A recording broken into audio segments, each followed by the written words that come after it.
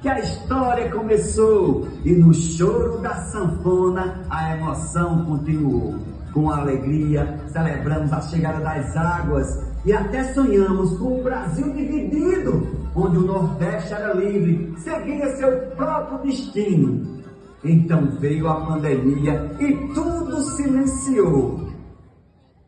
2 anos se passaram, mas a história não parou. Foi de live em live que a Lume abrilhantou, mantendo acesa a chama que não se apagou.